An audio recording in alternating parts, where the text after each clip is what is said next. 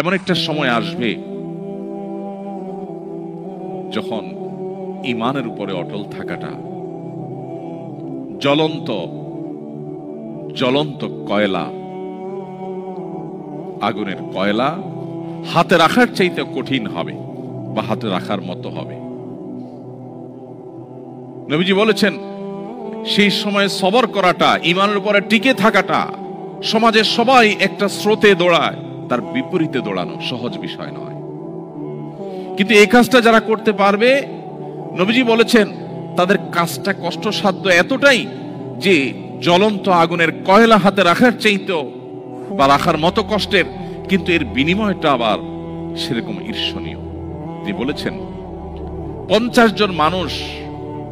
জন মানুষ আমল করে যে পরিমাণ সওয়াব পাবে, ওই সময় এই রকম প্রতিকূল পরিবেশে যিনি নিজের ঈমানকে, নিজের আইডেন্টিটিকে, নিজের আমলকে, নিজের মুসলমানিত্বকে যে ব্যক্তি বুলন্দ করে রাখবে, উঁচু করে রাখবে, ধরে রাখতে পারবে, আল্লাহ তাআলা তাকে 50 জন মানুষের আমলের সমপরিমাণ সওয়াব তাকে দান করবেন। তিনি নামাজ পড়বেন 1 রাকাত, সওয়াব পাবেন 50 রাকাতের। তিনি রোজা রাখবেন একটা, সওয়াব পাবেন 50টার। তিনি হজ করবেন একটা, সওয়াব পাবেন 50টার। সাহাবীরা অবাক হয়ে গেলেন নবীজির এই কথা শুনে।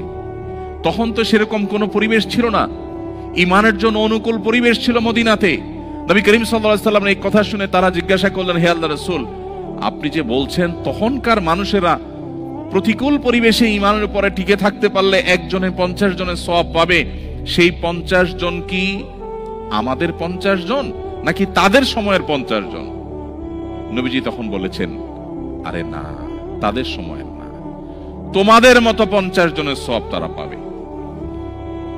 আল্লাহু আকবার।